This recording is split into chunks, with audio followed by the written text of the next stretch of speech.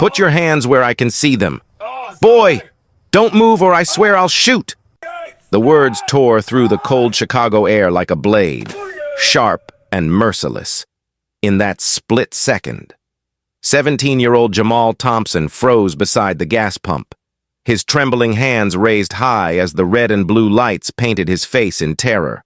He had only stopped at the Quick Mart on 63rd Street to buy a bottle of water after basketball practice, but to the two white officers standing before him, he was no student, no dreamer, no son.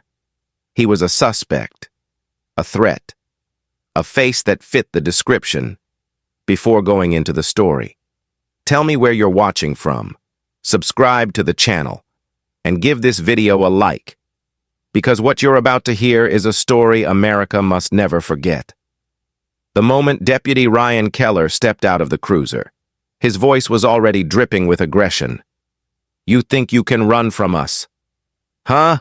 he barked, drawing his baton before Jamal could even speak. "Sir, I didn't do anything," Jamal stammered, his breath visible in the freezing night air. The street was quiet, save for the hum of a flickering neon sign above the Quick Mart. Officer Mike Torres stood behind Keller, hesitant, his hand resting on his taser. He knew Keller's temper. Everyone in the department did, but fear of crossing him kept his mouth shut. Keller shoved Jamal against the gas pump, knocking the bottle from his hand. "You fit the description," he growled, slamming the boy's face into the cold metal. "You people always do." Jamal's heart pounded so loud he could barely hear himself pleading. "Please, I just came from practice." "I didn't." The crack of a baton cut him off, pain exploding across his ribs. He gasped for air, eyes wide with disbelief, his mind flashing to his mother's photo still hanging in their apartment. She had died 3 years ago. Cancer. And since then, his father Elijah had done everything to raise him right. Discipline, respect, hard work. None of it mattered now. His black skin erased all of it in Keller's eyes. Across the street, a young woman named Sofia Ramirez was testing her drone camera for a college project. She saw the flashing lights, heard the shouting, and instinctively hit record. The drone hovered silently above the scene, capturing every blow, every scream. "Oh my God," she whispered, tears filling her eyes. Keller tased Jamal, sending him crashing to the ground. "Stop resisting," Keller yelled. Though Jamal wasn't resisting at all, he was crying, gasping, clutching his chest. Officer Torres finally stepped forward, his voice cracking. "Ryan, that's enough. He's just a kid." But Keller's rage had long crossed the line of reason. "Then cuff the little punk before I do it again." By the time the sirens faded, Jamal lay motionless beside the curb, blood seeping from a cut above his eye. The drone still hovered, watching silently like a witness that refused to be silenced. Across town, in a modest apartment overlooking downtown Chicago, Elijah Thompson sat in front of his laptop, scrolling through case reports. The clock read 11:47 p.m. The news from Englewood was always bad.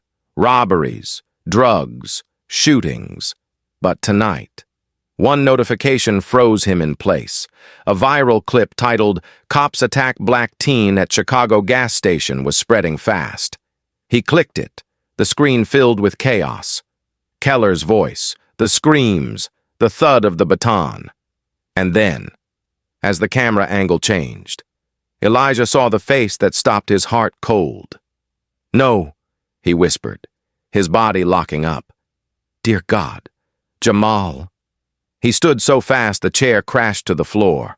The video showed everything. His son's terrified eyes, his helpless cries, the taser crackling against his skin. In 12 seconds, the world Elijah had built, his career, his faith, his silence, shattered. He grabbed his car keys, badge, and gun, racing out the door without even locking it. His tires screeched as he sped through the snowy streets, every red light blurring past in his rage.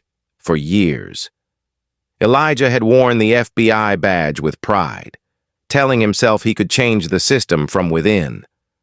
But deep down, he knew the truth. He had once been one of them, 20 years earlier. Elijah had served under Chief William Baxter in the Inglewood Police Department.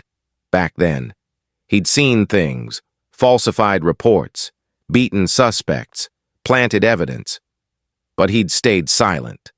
Baxter had protected him, promoted him, promised reform that never came.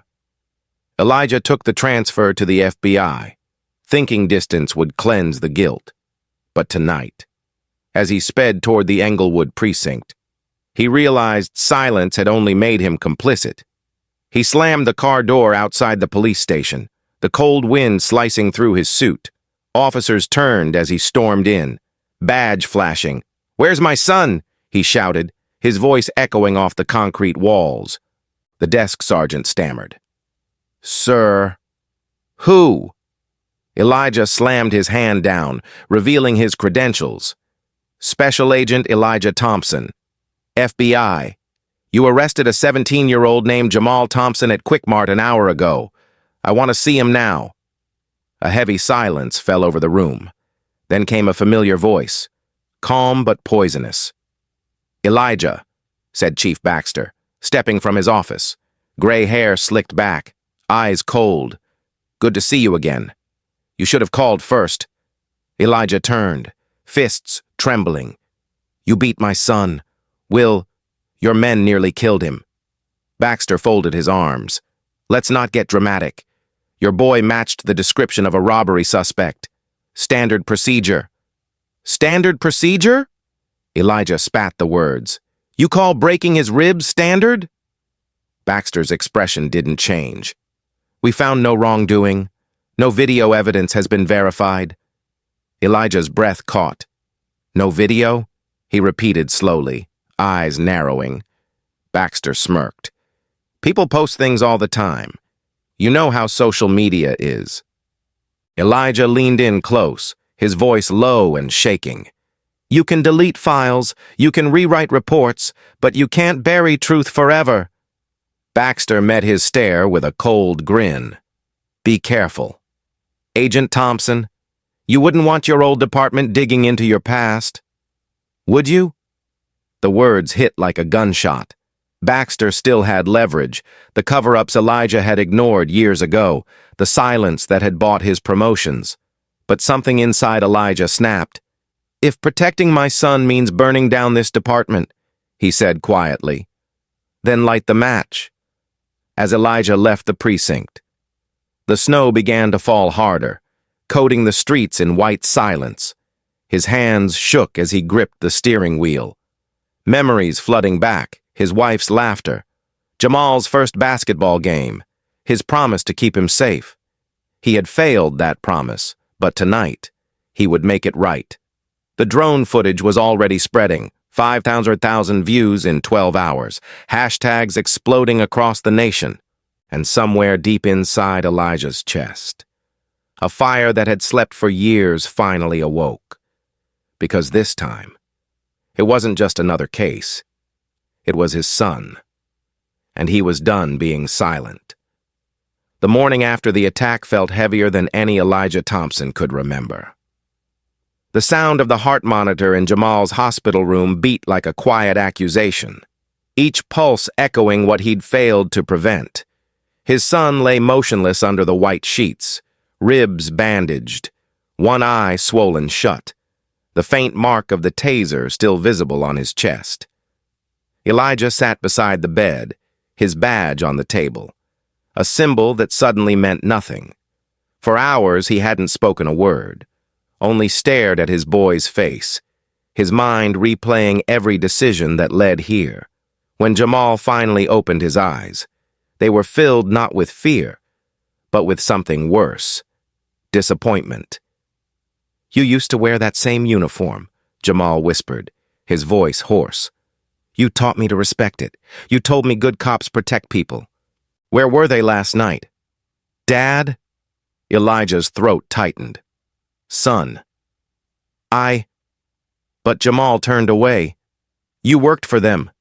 You stayed quiet while they did this to people like me." The words cut deep, stripping Elijah of every illusion he'd built.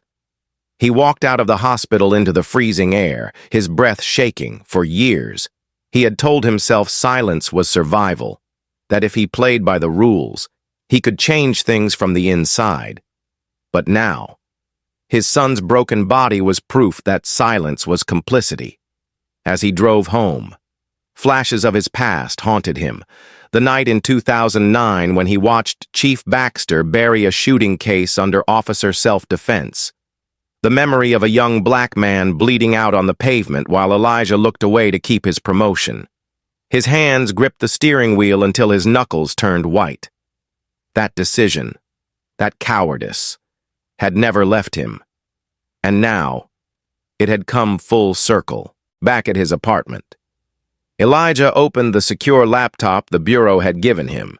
His training kicked in automatically, methodical, calm, but inside, his heart raged. He logged into the FBI's surveillance intranet, accessed the Chicago Police Data Hub, and began searching the internal communications from Englewood Precinct. It didn't take long to find something that made his blood run cold. An encrypted message from Baxter's office, time-stamped just hours after the attack. Delete body cam backups immediately. Incident deemed procedural. Report closed. Elijah leaned back, eyes fixed on the screen. So that was it. Another cover-up. Another stain wiped clean before the truth could breathe. He took a screenshot, stored it on a hidden drive, and whispered to himself, "Not this time." The knock at the door startled him. When he opened it, his sister Lena Thompson stood there, coat dusted with snow, eyes fierce with purpose. "I saw the video," she said, walking in before he could speak. Lena was a civil rights attorney, sharp, relentless, and the one person who never let him forget who he used to be. "They nearly killed your boy. Eli, you gonna sit here and hope Baxter does the right thing?" He rubbed his temples. "I'm handling it." She scoffed. "Handling it? You're sitting on a pile of files while that man runs a department built on lies." She tossed a folder onto the table. Inside were 5 case files. Old photos of black teens whose deaths had been ruled accidental overdoses. She pointed to the names: Terrell Jackson, Malik Brown, Jaden Harris, Corey Williams, Devin Lewis, all dead, all under Baxter. "I reopened these last year. Same precinct, same officers." Elijah flipped through the photos, the horror mounting with each face. "You think they were killed?" Lena's voice softened. "I don't think. Eli, I know. Baxter's got half the city council in his pocket. You think Jamal's case is the first? It's the latest in a long line." Elijah closed the folder, a tremor in his hands. "Then I'll expose him." Lena's eyes narrowed. "Then you'd better be ready to lose everything." That night, Elijah's apartment felt smaller, the shadows heavier. He set up his old surveillance kit, micro recorders, frequency jammers, a laptop running decryption software he hadn't touched since Iraq. His instincts told him he was already being watched. He swept the apartment carefully, then found it. A small audio transmitter wedged behind the light switch. Someone had planted a bug. He turned it over in his hand, jaw tightening. "So this is how you play it. Will..." He poured himself a cup of coffee, staring out the window at the distant city lights. The phone buzzed. An unknown number. He answered cautiously. A distorted voice came through. "Walk away. Agent Thompson. You're in over your head. Or the next time. Your boy won't wake up." The line went dead. Elijah's blood ran cold. He traced the call's signal. It had bounced off a dozen towers. Impossible to pinpoint. He knew what that meant. Baxter's people. They were warning him. He called Lena. "They know I'm digging," he said quietly. "Good," she replied. "Let them sweat." But as he hung up, a different fear gripped him. Jamal. He drove back to the hospital at dawn, parking across the street. A black SUV idled nearby, engine running. Elijah's instincts screamed. He jotted the license plate on a napkin, pretending not to notice the two silhouettes inside. When he entered Jamal's room, the nurse whispered. Two men came by earlier asking questions. Said they were detectives. They didn't show badges. Elijah forced a calm smile. If they come back, don't let them in. His son stirred as he sat down. Dad, Jamal murmured weakly. You shouldn't be here. They'll come after you too. Elijah took his hand. Let them. They've been coming after us our whole lives. By noon, the video had exploded online. Hashtag Justice for Jamal was trending nationwide. Over 1.5 million posts. Reporters camped outside the hospital, microphones flashing. Elijah slipped out through a side door, driving straight to the FBI field office. Inside, the sterile white walls and quiet hum of computers suddenly felt foreign to him. He logged into the bureau database and began pulling old disciplinary reports tied to Baxter's officers. Each file told the same story: excessive force, missing evidence. Internal reviews marked resolved. It was systemic rot, and Elijah had been blind to it for years. When he returned home that evening, a white envelope was taped to his door. No name, no return address. Inside was a single sheet of paper with block letters. Leave Baxter alone. Next time. We won't miss. Elijah stared at the words, rage burning behind his eyes. He folded the note, slipped it into his jacket, and whispered, Then you'd better aim high. Later that night, Lena called again. Eli, I talked to an old friend at the Tribune. He says there's a journalist named Marcus Hale digging into Inglewood corruption. Used to cover war zones. Until Baxter got him blacklisted. He might help. Elijah hesitated. I work alone, Lena shot back. That's why you keep losing. As midnight approached, Elijah sat at his desk, staring at Jamal's photo beside his late wife's. The city outside was silent, but inside his chest, the storm was rising. He opened a blank document and began typing. Every file, every name, every secret Baxter had buried, for the first time in years. His fear didn't matter. His badge didn't matter. Only truth did. He saved the file to an encrypted drive, shut the laptop, and looked out the window toward Inglewood's distant lights. Somewhere down there. Men like Baxter still believed they could act without consequence, but they were wrong, because the father they had broken was gone. What remained was something else entirely, a man with nothing left to lose.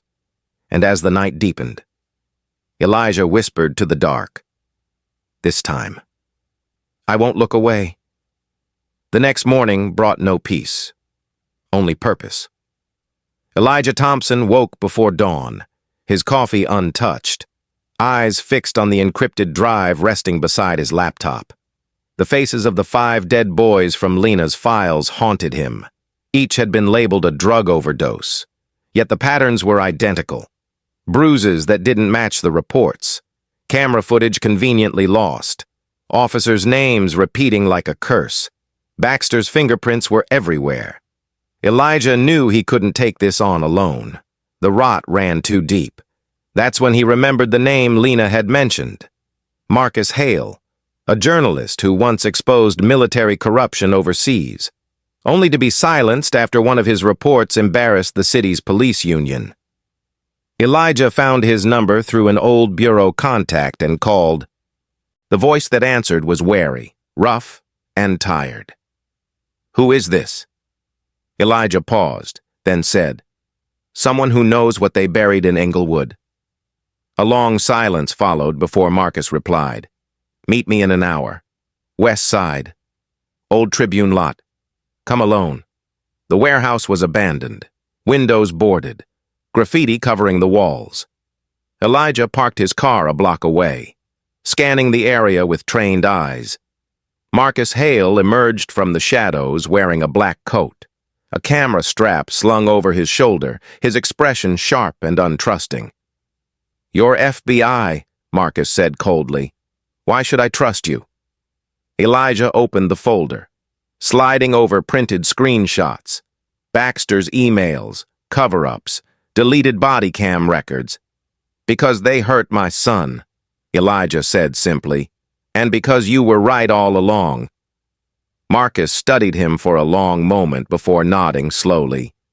"Then you'd better be ready for a war," over steaming cups of bitter coffee at a diner nearby.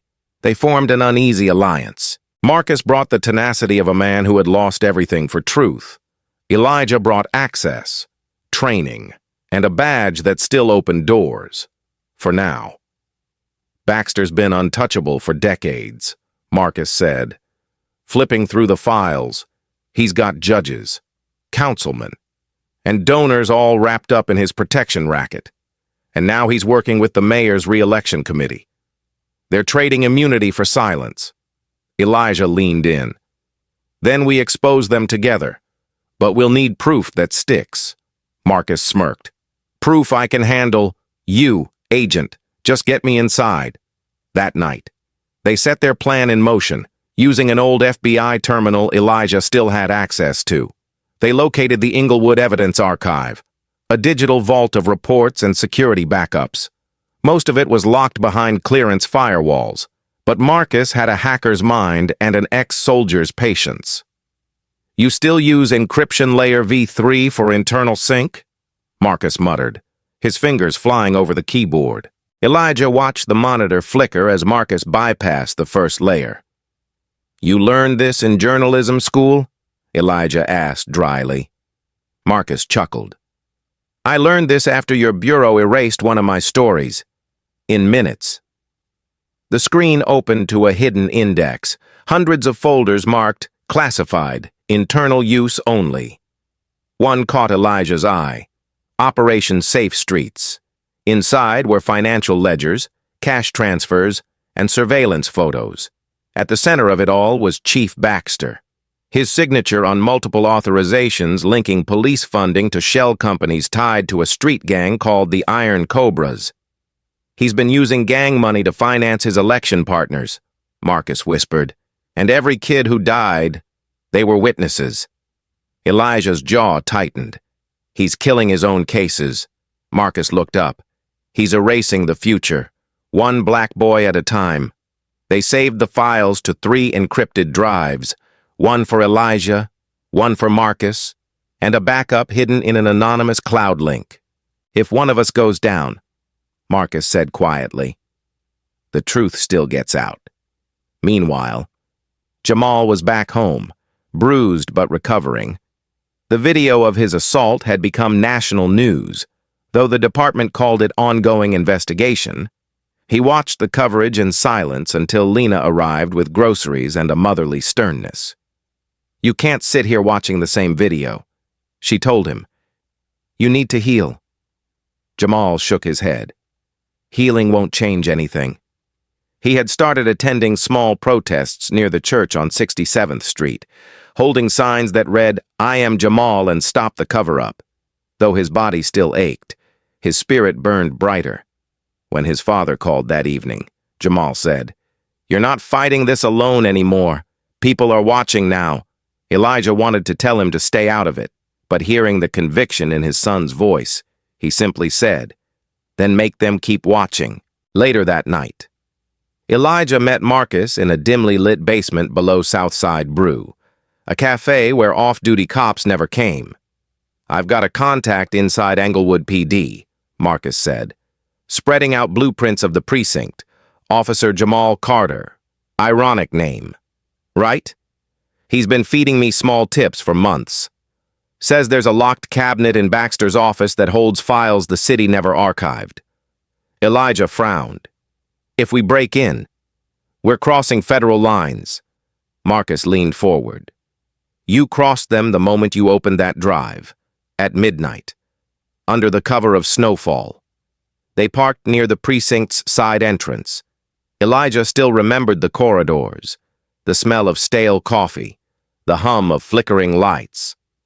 Marcus carried a small camera rig, filming everything in case they didn't make it out.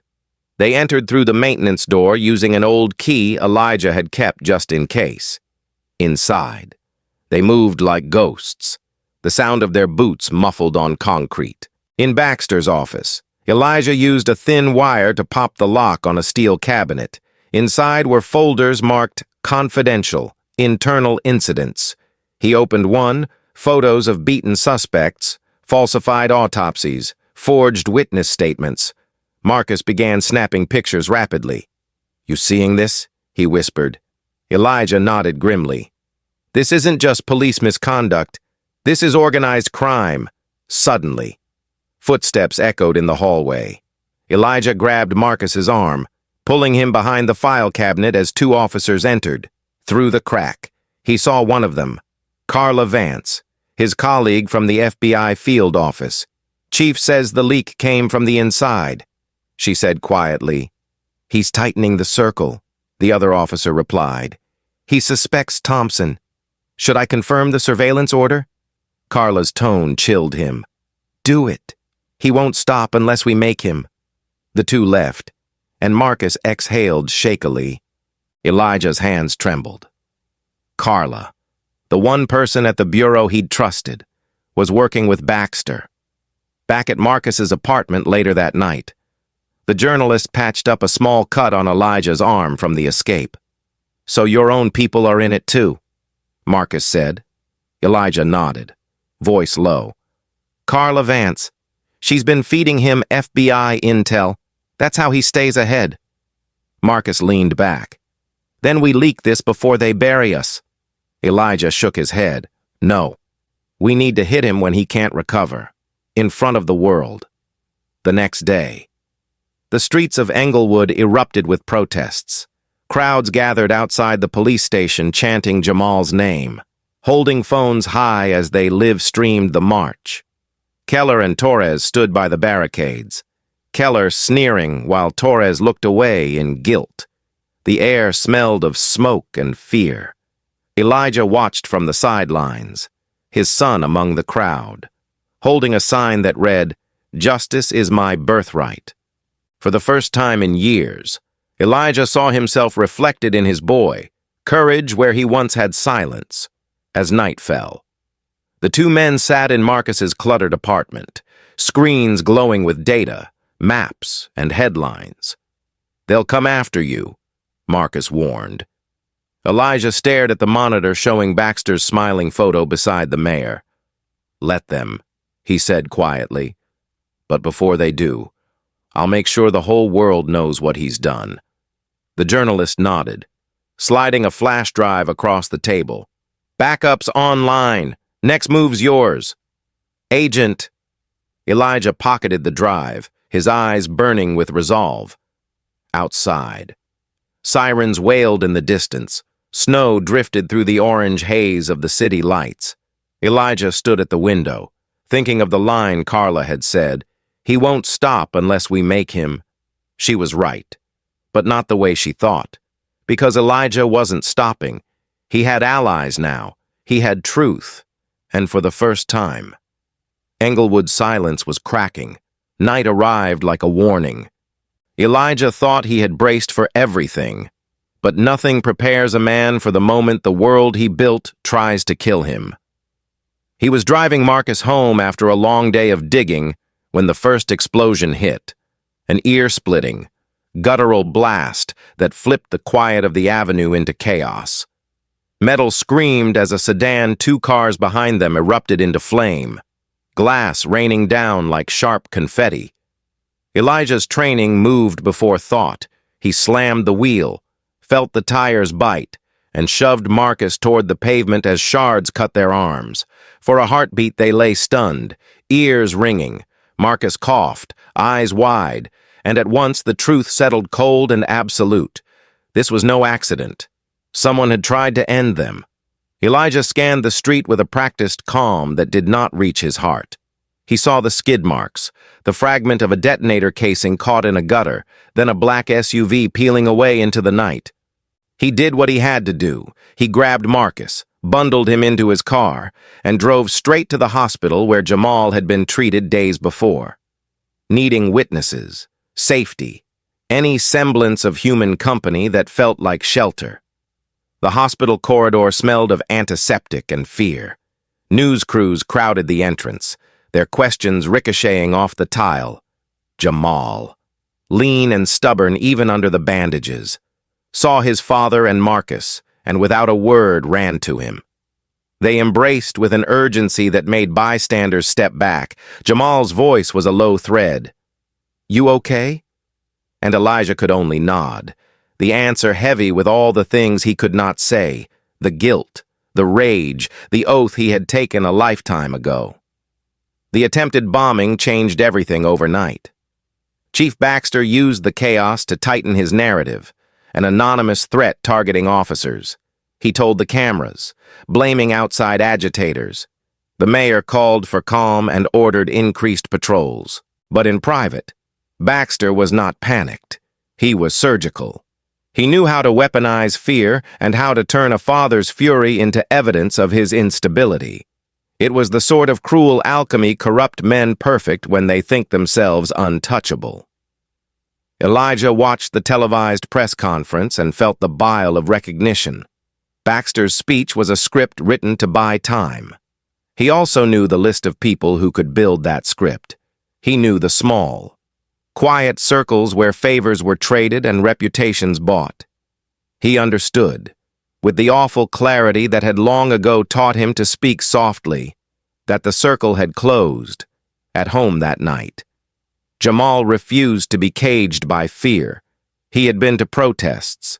He had spoken, his voice already rough with practice. And when Elijah tried to forbid him from attending the next march, he was met with a look of clear resolve. "You taught me not to be silent." "Dad," he said, "you taught me that if we don't act, nothing changes." The argument cut Elijah more than any blow. His son's accusation hung between them like an accusation of cowardice he had carried all these years. But Jamal was not reckless. He had started learning how to document safely, how to position his camera, how to shield himself and others. He had friends who could live stream reliably, and he had a quiet steadiness that scared and comforted Elijah at once. Then came the news that deepened the cut. At dawn, their apartment had been entered. Someone had rifled through drawers, tossed papers, and left behind a smell of smoke. The closet where Elijah kept backups, old photos, encrypted drives, had been disturbed, and worst of all, a small flash drive he had stashed in a false bottom was missing. He felt a slow, cold dizziness, that particular loss sharpening into something more dangerous. The knowledge that their careful plan had holes. They called Marcus and Lena, and together, they convened in the cramped back room of Reverend King's church, the only place that felt like it still belonged to the community. They spread maps, printed screenshots, and copies of the files they had managed to secure. Marcus's hands shook as he described the detonation, as if the adrenaline of survival had not yet ebbed. Lena, always the legalist, spoke in clipped, precise sentences. "We need to establish chain of custody for everything we've got. We need witnesses to testify they saw the files. We need to move the backups off-site. Immediately." The plan was simple in outline and terrifying in detail. Get the evidence to multiple safe locations. Publicly release one ironclad piece that would force federal review. And do it before Baxter could bury it again. Elijah agreed. And as he agreed, he felt the old, familiar weight of command settle into him. He was not the same man who had stood by while injustices stacked up. He was a father with a ledger of facts and a growing army of small mercies. People such as Officer Jamal Carter, who whispered to Marcus that he could get them into the evidence locker for 2 hours on a Saturday night. Carter had eyes that looked like he had been through too many choices and found them all ugly. His apology came wrapped in fear. "I can't do it if it's just you," he said. "But if you have the city watching, That was the hinge. They moved that night. Elijah, Lena, Marcus, Carter, and 2 volunteers from the church slipped past the precinct's quieter side entrance using credentials and false maintenance orders inside the evidence room. The air was thick with cold and dust, metal shelves lined with the city's secrets. Carter's hand was steady as he opened the cabinet. The folders inside smelled faintly of old paper and bleach. Elijah pulled files faster than his hands wanted to move, each one a small artifact of a life erased. Medical reports that didn't match autopsy photos. Incident reports marked resisted where none had resisted. Memos with the chief's initials, approving settlements and silence. They photographed every page, copied MP3 interviews onto fresh drives, and slid the originals into secure envelopes. Time was their enemy. The faint click of boots in the corridor was a reminder that Baxter's reach was long and his patience cruel. They slipped out through the back alley with the same hush as before, feeling like thieves stealing back what had been stolen. Their escape was not clean. The precinct's alarms tripped faintly as they left. A patrol car rolled past and then sped away in the wrong direction, the sort of small, staged mistake that left no fingerprints but carried a message. Elijah knew what that message meant. Baxter had eyes. He also knew what it meant to press forward. They moved the backups to 3 separate locations: Lena's law office under a false name, Reverend King's church safe with a community trustee co-signer, and a rented storage locker in a different neighborhood paid for with a cash donation from Mrs. Carter, the Quick Mart owner, for extra insurance. Marcus uploaded encrypted copies to a little-known offshore server, then created dummy traffic to mask the transfer. It was imperfect, but it was work, and work could be polished into truth. The retaliation came quickly and brutally. Carla Vance, once a colleague and confidant, openly accused Elijah of endangering officers, and the Bureau quietly placed him on administrative leave pending an internal review. The leave was a calculated blow designed to remove his badge, discredit his access, and isolate him. It was also a miscalculation. Without the shield of his title, he became, in Baxter's eyes, more dangerous. An avenging father rather than an official with a badge to curse. The city's tabloids began to run thin pieces about rogue agents and escalating protests, language curated to make the public uneasy. In response, grassroots volunteers appeared in greater numbers at demonstrations, legal observers registered, and reporters with ethics began asking sharper questions. Jamal, despite his wounds, stood at the front of a march and spoke with a clarity that belied his years. People listened. When Baxter realized that his usual suppression would not work, he panicked in a way that revealed more than he intended. He ordered internal audits, staged raids on Marcus's apartment, where the journalist narrowly avoided arrest by slipping out through a back door Marcus had kept for emergencies. And he sent veiled threats to Lena's law firm.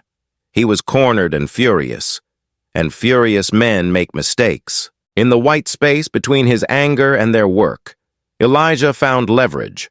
Audio recordings of conversations where Baxter instructed officers to make the problem disappear, a ledger showing hush payments to local officials, and a list of names of men who had benefited from his protection.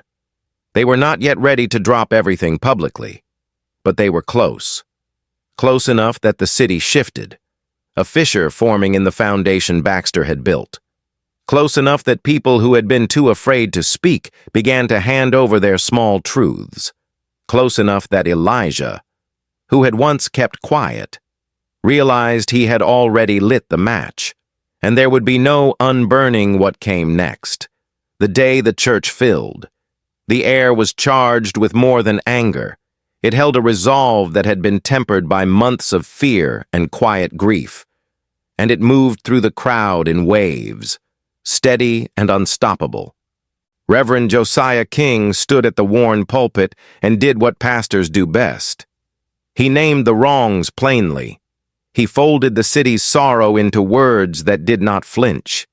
and he called for a march that would be peaceful and unyielding.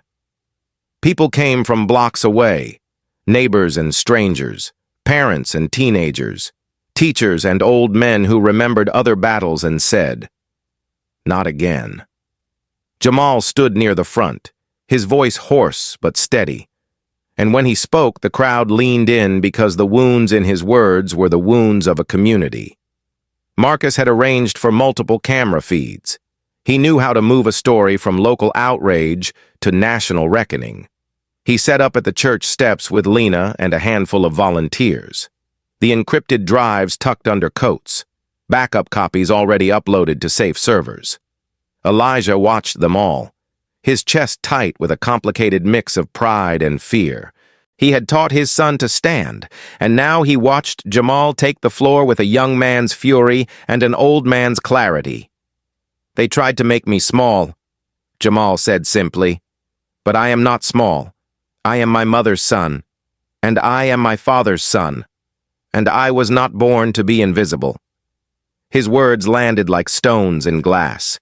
They moved in a steady column toward the precinct, phones held high, cameras rolling. Marcus streamed the march with professional focus, his voice calm as he narrated what he saw, framing the story so there would be no denying the faces, the chants, the peaceful determination. Officer Jamal Carter walked among them in plain clothes and civil courage, his presence a small, dangerous truth that told people inside the department could not all be bought. He carried, folded in an inner pocket, a compact flash drive with recorded interviews and an index of documents from the evidence locker. He had risked everything to get it, and his hands trembled only once. When a shuttle bus full of onlookers passed and a young woman caught his eye and mouthed, "Thank you." The march stayed orderly until it reached the barricades. Tensions crackled in the air. The precinct's response was heavy and rehearsed. Keller was there, his jaw set, his posture a statement of ownership over the street. Torres hovered, guilt written in the slump of his shoulders. The crowd chanted, voices rising and folding into each other, and for a beat it looked as if noise alone could be the armor that kept them safe. Then, in the press of people and the flash of phone cameras, a group at the rear panicked. Someone pushed, someone shoved, and fear rippled outward like a stone in a pond. Officers moved in with batons and shields, and in the chaos, 2 people fell and would not get up. The videos captured it all, shouts, a scuffle, then a silence that felt obscene. Marcus's feed showed the violence from near the front, his breath sharp as he barked into his headset. "Keep the line, keep it steady." But lines broke and humans moved like wind, and grief arrived in the instant the sirens crossed the air. The deaths swung public sentiment into a new, raw place. There were funerals and vigils and questions so sharp they cut through political spin. Some criticized the protesters. Some defended the police. But no one could erase the footage that Marcus had secured. Elijah, wounded inside by every image of blood, did not retreat. Instead, he stepped forward with a camera phone and the encrypted drive Carla had tried to destroy days earlier, a copy he had kept in a safe place and never told anyone about. He climbed the church steps as smoke from a nearby tear gas can drifted past, and he turned the phone on himself and began to speak live. His voice did not waver. He told the story in a way only a father could. He named the names. He laid out the evidence in plain terms, and he did not soften the edges. He showed a single video clip from the evidence locker, short, raw, impossible to dismiss, of officers planting items on a teenager, the timestamp matching a night 5 years earlier. Marcus switched his feed to Elijah's camera, and the stream multiplied across platforms. What began as a local demonstration spread into living rooms across the nation in minutes, because people watched a man tell the truth about his son. And the truth, when it is clear, breaks through the noise. As the live stream rolled, Carla Vance made her move. She entered the church parking lot flanked by federal agents. her face a mask of resolve that concealed a different, private desperation. She had tried to save her career, to protect colleagues, and in the end she had sided with power. Elijah's arrest followed a scene that would shock many. Federal agents approached the pulpit with a warrant, an administrative move, they said on the record. And for a moment Jamal looked as if the air had been stolen from him. Marcus kept filming, his lens steady, and the volunteers around him shouted legal advice into cameras. "Do not interfere. Document everything." The handcuffs clicked on Elijah's wrists, but the cameras did not look away. The arrest footage, juxtaposed with the contents of the drives that were already out there, repainted the narrative. It framed Elijah not as an instigator, but as a whistleblower under attack, in the immediate fallout. The Bureau's internal affairs could not ignore the evidence streaming into its servers. Agent Daniel Brooks, who had been uneasy from the start, pushed for a review, and the public pressure buckled the initial narrative. Marcus's photos of Baxter's ledger and the audio files of meetings where hush money was discussed had already been shared with independent outlets. Legal observers had authenticated chain of custody for certain items, and the nation watched as the layers of protective cover around Baxter began to peel. The deaths during the protest were mourned, and they hardened resolve across the city. People who had been neutral felt moved to act. Churches opened their doors to volunteers. Lawyers filed petitions, and Jamal, wounded but unbowed, gave interviews that moved people because he spoke not as a victim but as a witness. "They tried to scare us," he told a reporter, and then, quieter. But they forgot that fear can be turned into fuel. By nightfall, the feeds contained everything: the attempted bombing, the evidence from Baxter's office, the footage of Jamal's beating, and Elijah's steadied gaze as he insisted on truth. The level of exposure forced a response. Federal agents unconnected to Baxter's circle were dispatched to secure the precinct's records, and an independent prosecutor was named to review the cases. For all the victories of the day, the cost was sharp and real. 2 families buried loved ones, a neighborhood frayed with grief, and a father who had traded his badge's protection for public risk. Yet in that trade came something new, a community galvanized. A legal apparatus finally nudged awake, and young leaders like Jamal who refused to accept silence as a legacy. As the cameras blinked off and the crowd thinned, people lingered under street lamps, speaking in low voices, sharing plans, handing out numbers. They were tired, and they were fierce. Elijah sat on the church steps with Jamal beside him, his hands still marked by the day's work. And for the first time in a long time, he felt a cautious kind of hope. He had lit the match. Now he would tend the fire until it burned away what it needed to. When the federal task force arrived in Chicago, the city's heartbeat shifted. The blue lights of the Englewood precinct, once symbols of fear, flickered beneath the weight of something larger than power: accountability. After Elijah's arrest, the Justice Department launched a full internal review. What began as one father's fight for his son had now spiraled into a national headline: FBI agent accuses police chief of systemic murder cover-up. It was a story that could not be silenced. By dawn, federal agents surrounded the precinct, armed with warrants signed by the Attorney General himself. Elijah, released under federal protection, stood beside Agent Daniel Brooks, watching as Baxter's empire began to crumble from the inside. The sight was surreal. Officers in handcuffs, computers seized, evidence boxes lined up in rows. Baxter emerged from his office, his once impeccable uniform wrinkled, face pale with disbelief. "You're making a mistake," he muttered, but even he knew it was over. Elijah's eyes met his old friend's for the last time, and in that silence was 20 years of betrayal. Within hours, Deputy Keller was dragged from his home, still shouting his innocence as neighbors filmed from their windows. Mike Torres surrendered quietly, tears streaking his face, whispering apologies to no one in particular. Carla Vance, however, chose her own ending.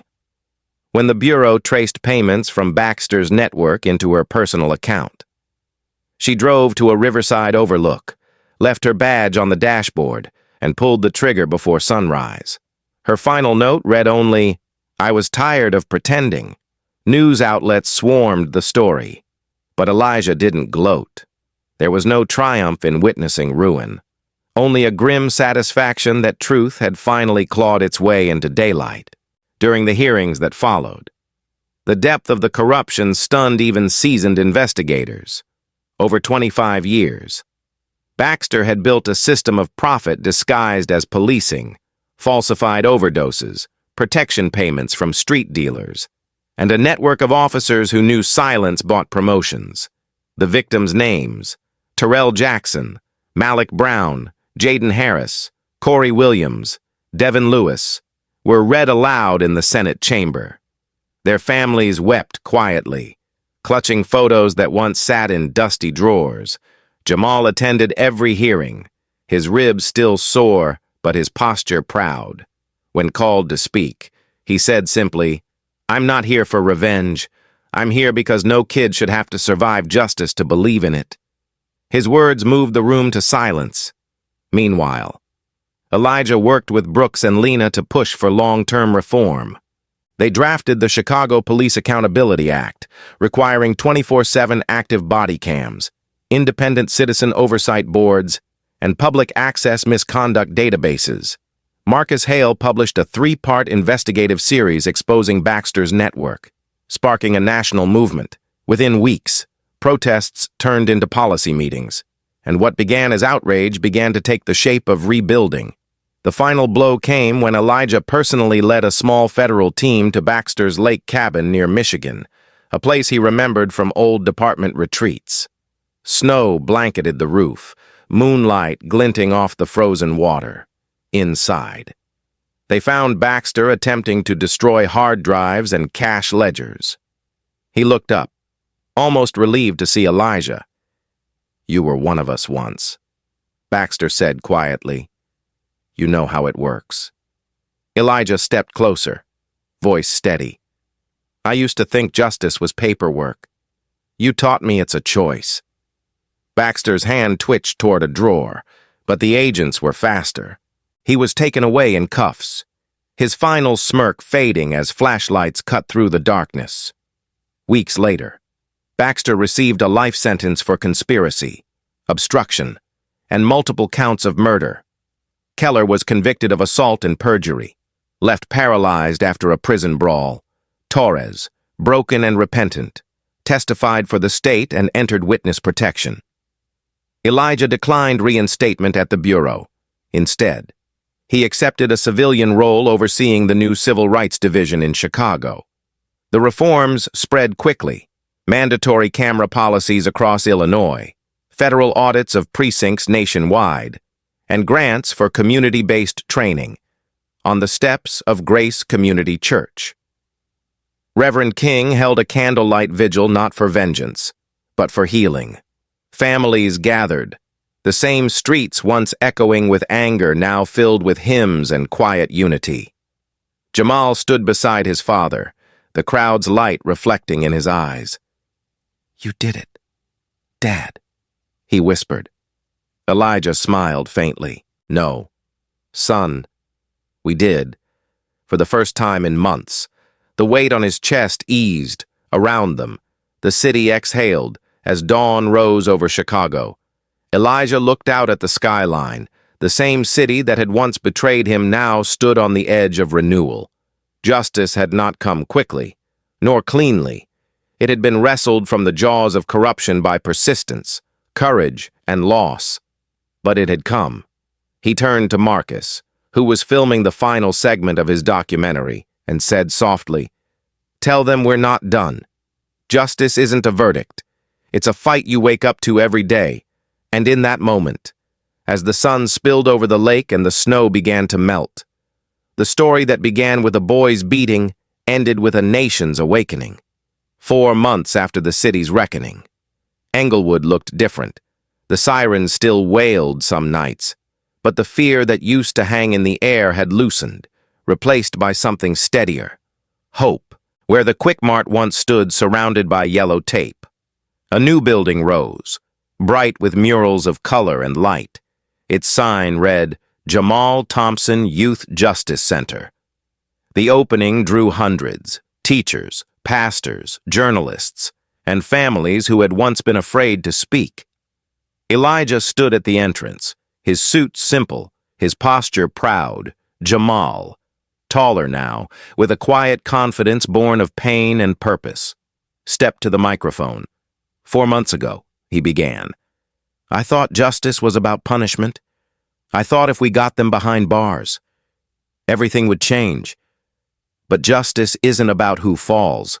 It's about who rises after. His voice carried through the crowd like a promise. Behind him, a mural stretched across the wall, Jamal, holding a basketball in one hand and a book in the other, standing between 2 words, Truth Lives. Elijah listened, his heart full. He had been through war zones, both overseas and in the streets of his own city. But nothing compared to this moment. Beside him stood Lena, Marcus, and Reverend King, each scarred by the battle in their own way but alive with purpose. Marcus had turned his 3-part expose into a full documentary titled The Fire Beneath the Badge. It streamed across the nation, drawing millions of views and sparking new investigations in other cities.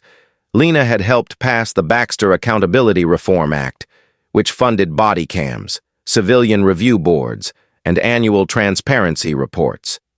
Chicago had become a model for change. Police shootings dropped by 40%, and officers were now required to complete empathy and bias training led by survivors and families of victims. The nation watched what had happened in Englewood and realized it was not just a local tragedy. It was a mirror. After the ceremony, Elijah walked through the center's halls.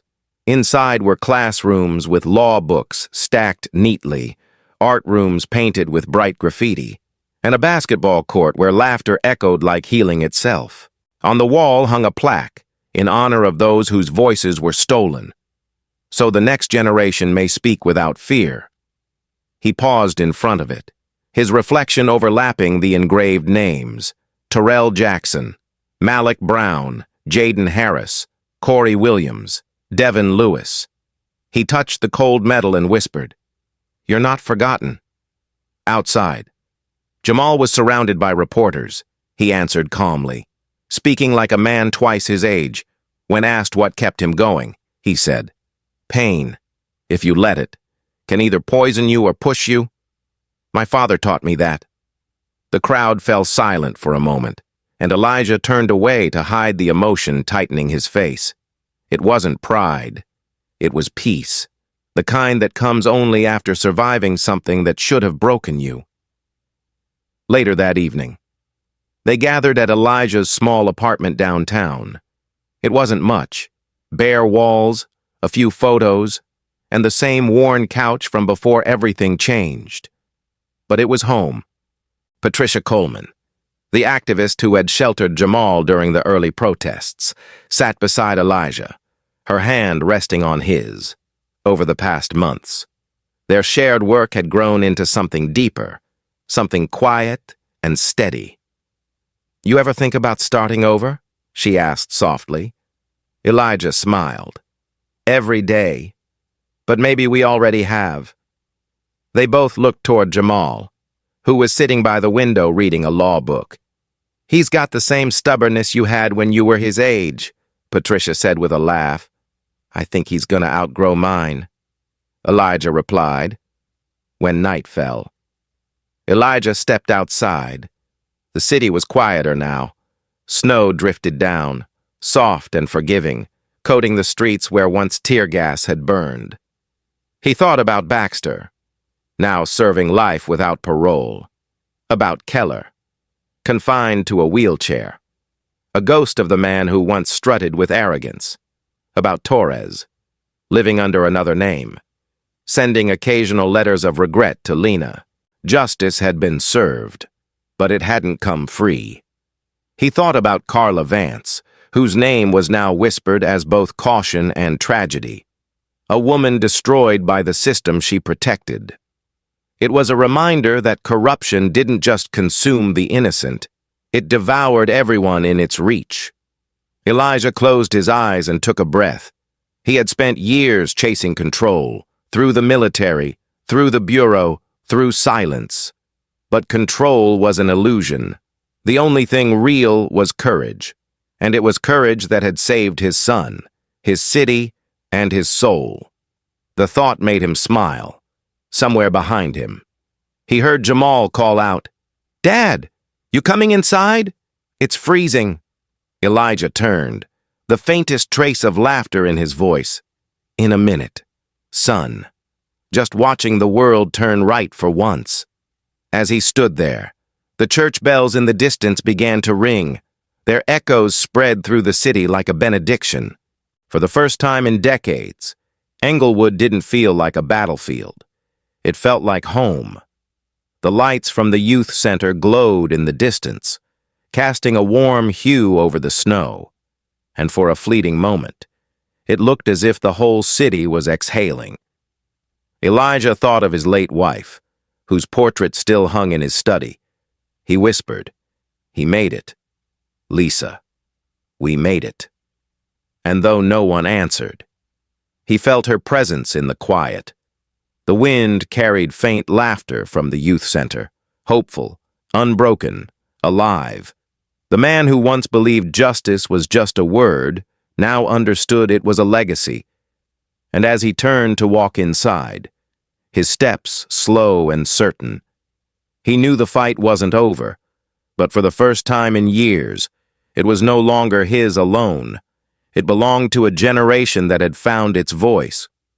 And above the quiet streets of Chicago, under the falling snow, the lights of the Jamal Thompson Youth Justice Center burned bright, proof that even in the darkest night, truth can still find its way home.